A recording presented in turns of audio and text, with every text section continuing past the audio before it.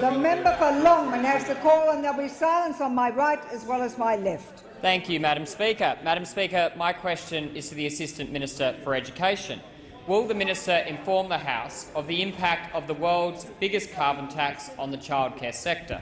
Minister, how will repealing the tax help reduce costs in this vital sector? I call the Honourable Assistant Minister for Education. Thank you very much, Madam Speaker. Can I thank the member for Longman for his question and recognise that he keeps in close contact with both the childcare providers and also the parents in his electorate, and he knows the strains that they are facing providing a high-quality childcare product for families under the cost increases that were left to them by the Labor government. Let's not forget that under the previous minister, the member for Adelaide, fees skyrocketed 53%. The member for Adelaide at one stage said that fees would go up by 57 cents a week, and then amended that to $8 a week. But in fact, 53% under Labor's 6 years in government is a shocking legacy to have left people with. And Labor's own regulatory authority said that a 75-place centre would face increases of $140,000 a year just in the admin costs alone.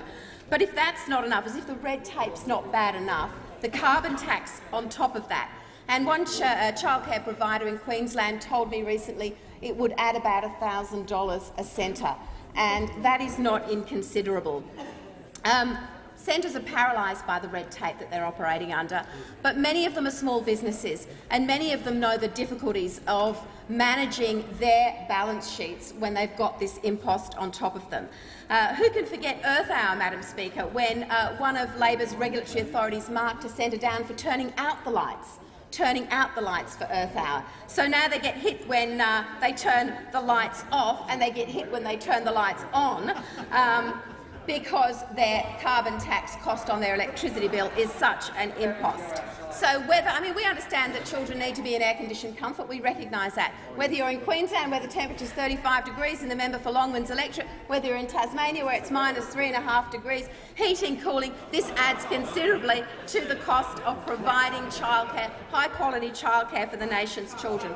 Madam Speaker, Labor's no longer in government, but parents and childcare centres are still paying the price for their carbon tax. Let's come back to the small family businesses that we're talking about.